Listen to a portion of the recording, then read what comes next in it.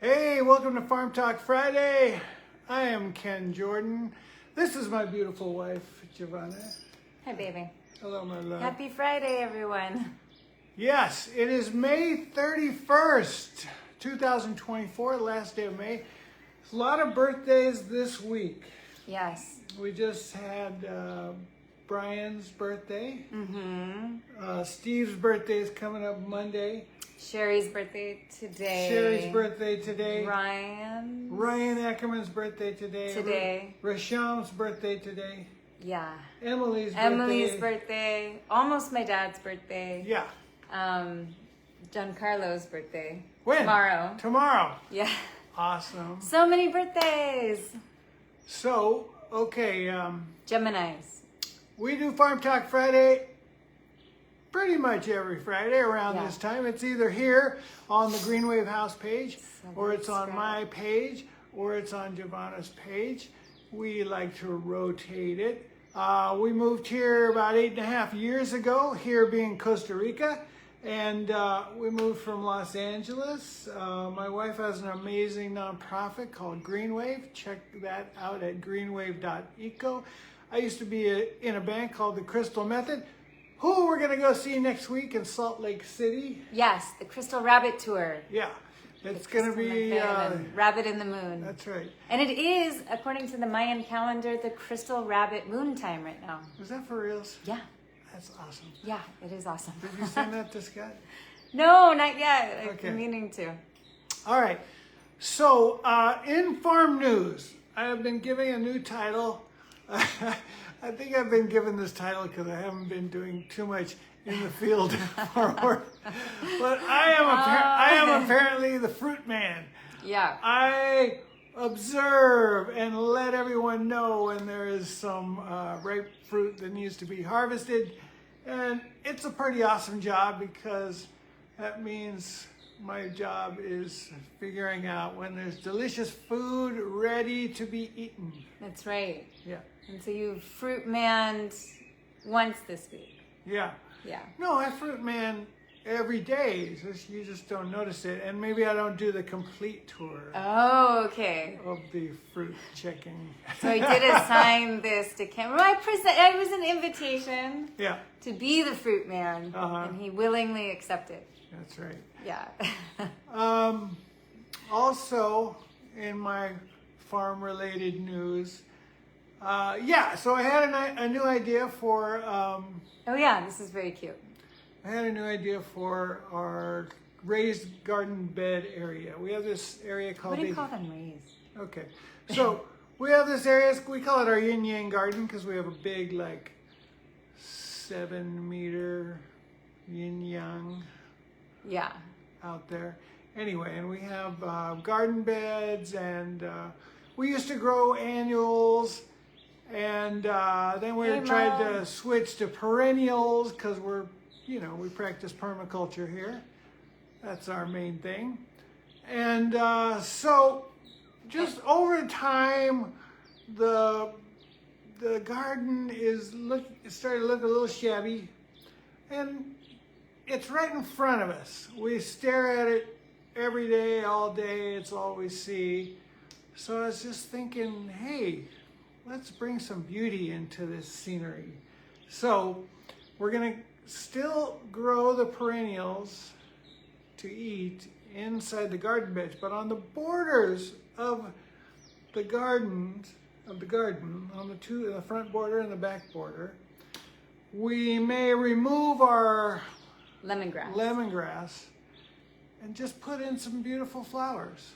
Yeah. What do you think? And Penny? the lemongrass will be transplanted. We're not just Yeah. mulching it, Right. which we could do also. But we like the lemongrass. We use that for soups, and it can act as erosion prevention. And so I know where I want it to go already. So I've already asked Ken when I can go shopping for flowers. Yeah, that's right. So I like to do a lot of propagation, but I think the kind of flowers Ken wants we don't really have. So I get to go shopping. It'll be fun. All right. Yeah. So what else is happening this week, Penny? Well, in animal news, it'd be nice to have a lovely flower garden. Yeah, it won't all be flowers. It's just that, he wants to see some color around the borders of the, so it's been very practical, the gardens. And I've had even Adriana say to us sometimes, like, everything's so green, you know, like, can we get some more flowers here? I'm like, okay. But the priority was food. So yeah, now we're at a new stage where food is becoming more readily available and we can focus on just the beauty. Animals, I was going to maybe show and tell Aqua, but we moved locations, so we're back at the original Green Wave House studio location. We're having some internet problems, and I couldn't grab the new kitten that is hanging around these days, and super cute, little Aqua. I feel like there's some other animal news. I don't know. The girls are laying again. That's been exciting. Yes. We had The four. girls eggs being the our other day. being our hens. Yeah. And And we think Pizotes are pooping all over our rocks.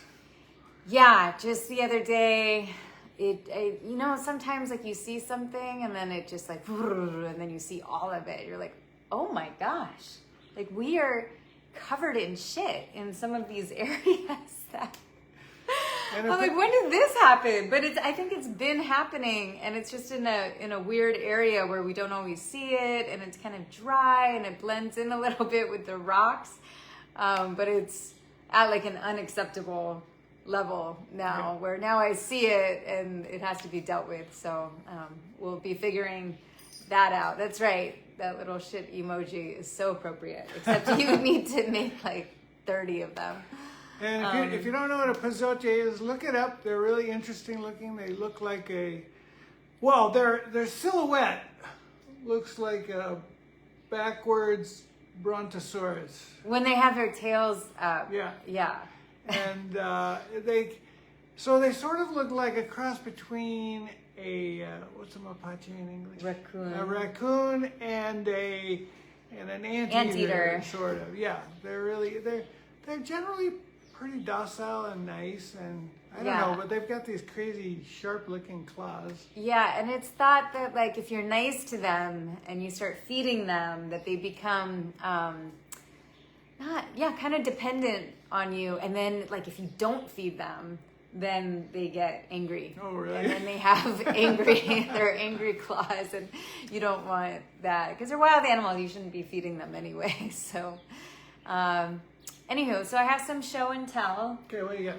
I have this, I made this spray this week, and it's baking soda, a little bit of coconut oil, and I think I put like a little drop of like clove essential oil in it, trying to get rid of this powdery mildew. Our friend San said, because she saw my recipe that I was kind of following online. And she's like, oh, our house cleaner says that, you know, a bunch of garlic and water will do the same thing. She's like, I haven't tried it yet.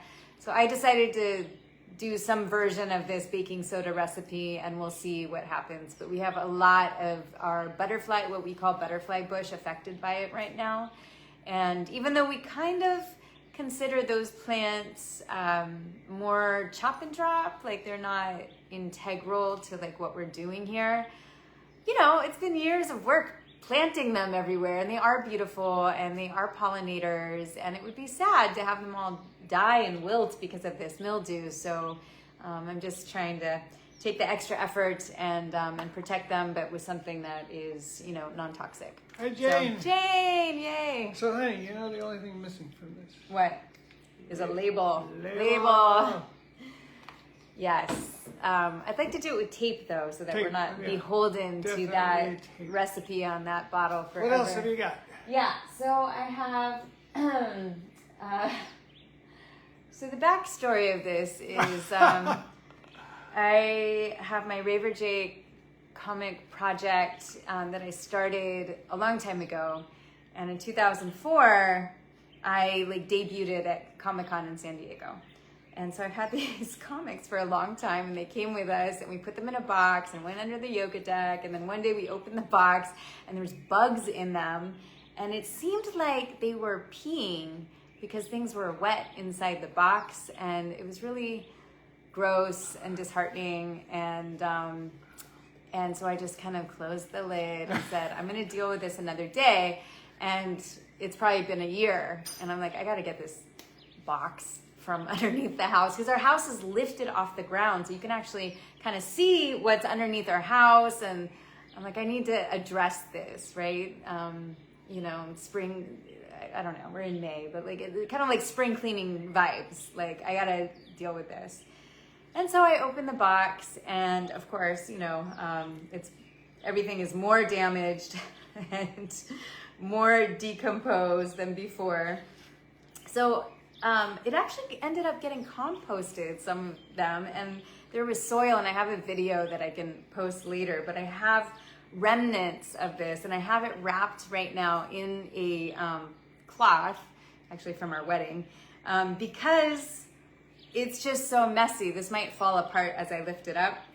So as part of my package for that Comic-Con, it was the comic book, a CD mix that DJ K, our good friend Robert Cakeley, made. So this had been in like a sleeve, and things have been eaten. I'm actually, this, look, even shows the booth number that I was at. 5105. Yeah, that's right. 5105. I feel like that was Michael Tolberg's publishing company for his rave book. Anyway, I'll have to ask him. But I'm trying to like separate these, eco-brick the plastic right now. I have a whole bunch of these CDs that I've like cleaned off, and they seem like they might be okay, but who uses CD players anymore? I have no idea. So maybe these are coasters now. I'm not sure. Like, I was actually thinking we're going to a party, a little rave this weekend. That's why I'm wearing the Siempre Be raving hat. This is a hat. And it's like an alien theme. Am I supposed to be talking about this? No. Whoops. So anyways, little spaceships, even if it's like who watches this show anyway? So anyway, certainly not our neighbors. Anyway, here's a piece of the comic book, and then here is the comic book that may fall apart right now. Look at this. This is very interesting. Yeah. Oh yeah. So I actually have, so some of these were in plastic sleeves, kind of like a sleeve of a, what do we call it? The CD. And I have one where it's like, it completely decomposed inside, where it's just remnants of this cover. Oh yeah, see, it's tearing apart already. It's remnants of the cover and some like dirt on the inside of a plastic sleeve. It's so bizarre. And so I'm sure the soil that came out of it would not be, I mean, I don't know. Maybe we should do a test. Like, does anyone want to sponsor this test of this soil? Honey, where can people get more information about Raver J Project? RaverJ.com, that's it. That's right. Woo! So, anyways, if anyone has ideas of what I can do, I'm going to be trying to like maybe dry out some of this art, maybe make some sort of scrap art out of it. Mm-hmm. Or maybe I'll just burn it, or let the bugs compost it further. But yeah, ideas with the CDs, maybe chandeliers or whatever. I'm not usually that crafty. I can think of the ideas, but I don't know how to execute like with my hands. So. All right. Anyway, that's my show and tell. Okay, so thank you all so much for tuning in. We're gonna be back next week. This is my eco-brick where I've been stuffing some of these plastic covers in there. I'm trying to remove as much as the paper as possible, because you don't want it to mold on the inside of the eco-brick. This will be a pretty eco-brick. So we talk about those a lot, and we'll cover them again soon. So we'll see you next week, maybe from Salt Lake City. For my beautiful wife, Giovanna, I'm Ken Jordan. This is Farm Talk Friday. Bye-bye.